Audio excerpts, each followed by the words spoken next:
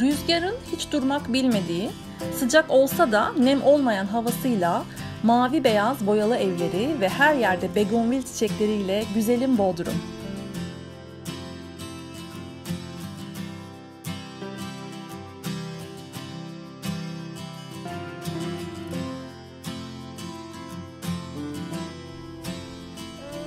Trafik ve yüksek fiyatları çıkarırsanız tam da yaşanacak yer aslında.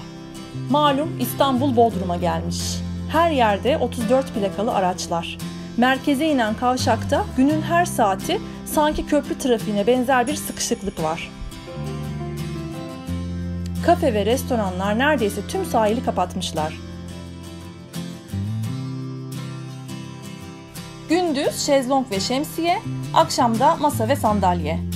Kaçıp kafa dinleyecek yer arıyor insan desek abartı olmaz. Halk plajı olarak kullanılan, belediye işletmesinde hizmet veren yerler çok az ve alan olarak da çok küçük. Oturacak yer bulmak neredeyse imkansız. Ancak sabah erken saatlerde girilirse yer bulunabiliyor. Böylece denize girmek ve Bodrum keyfini yaşamak için geriye sadece sahili parsellemiş kafeler kalıyor. Bütün bu kafe ve restoranlar anlaşmış gibi kişi başı harcama limitiyle çalışıyorlar.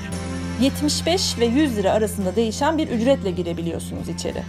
Sözde şemsiye ve şezlong ücretsiz. Yeme içme için bu limit.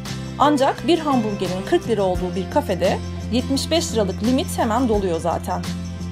Karar vermeden kapıda hangi kafeye gireceğinize menülere bakabilir ve biraz da olsa pazarlık edebilirsiniz. Akşam merkezi dolaşayım derseniz Bodrum'un kalabalık sokaklarında gezme imkanı var. Sebzeli döner, zeytinyağlılar, deniz ürünleri, lokma ve özellikle de dondurma mutlaka denenmeli. Binbir çeşit hediyelik eşya dükkanlarını da keyifle gezmeniz mümkün. Özellikle sandaletler harika. Bodrum'a özelmiş çoğu ve başka yerde bulunmuyor. Bodrum limanda onlarca tekne, enfes koyları gezdirmek için sizleri bekliyor. 2 farklı tur seçeneği var. Ya akvaryum koyunu ya da Orak Adası'nı seçebiliyorsunuz. Biz Orak Adası'nı seçtik.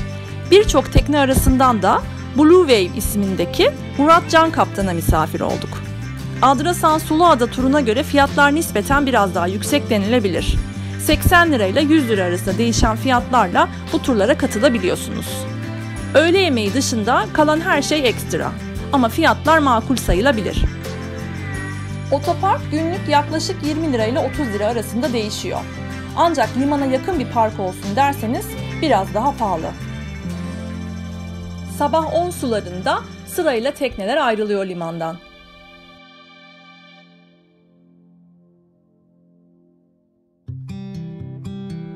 Yahya Kemal'in satırlara döktüğü gibi, artık demir almak günü gelmişse zamandan, meçhule giden bir gemi kalkar bu limandan.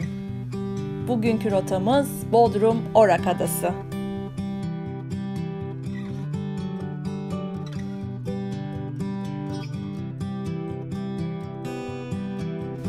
İlk durak Tavşanburnu Koyu. Su resmen büyülüyor insanı.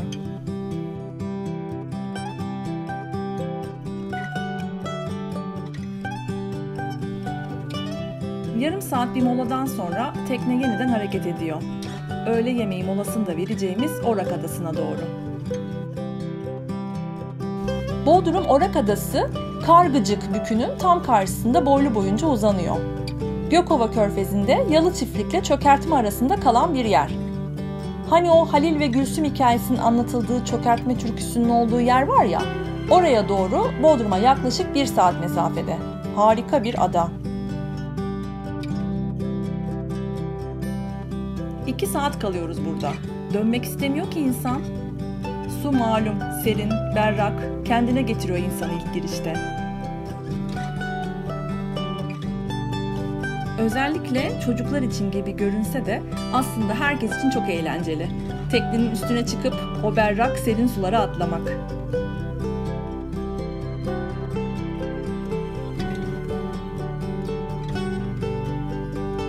Ardından rotamız Kızılburun Koyu.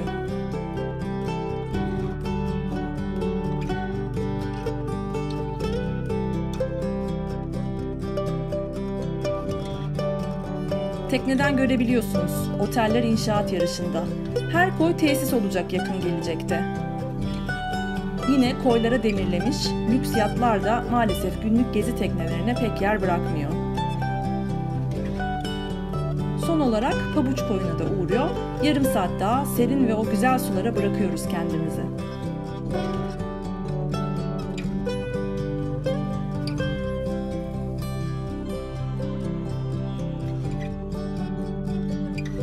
Derinlik çok fazla olmasına rağmen su öyle duru ki taşlar sayılabilir.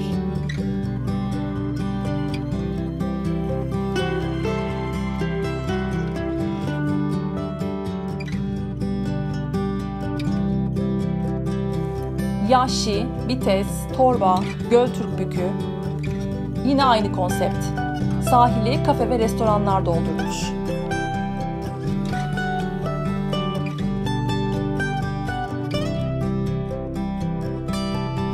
Yalı Çiftlik biraz daha rahat denilebilir.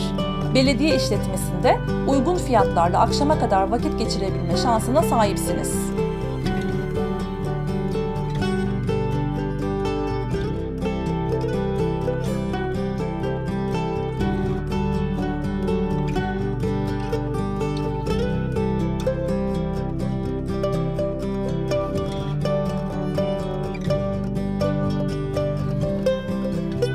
Göltürkbükü yakınlarında bir koy var ki uğramadan geçmeyin. Ağaçlar arasında harika bir koy. Cennet Koyu. Adı gibi cennet burası sanki.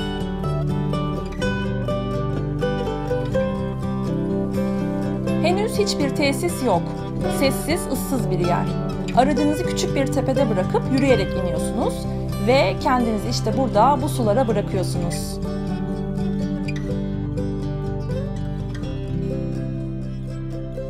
Halikarnas balıkçısının söylediği gibi, yokuş başına geldiğinde Bodrum'u göreceksin, sanma ki sen geldiğin gibi gideceksin.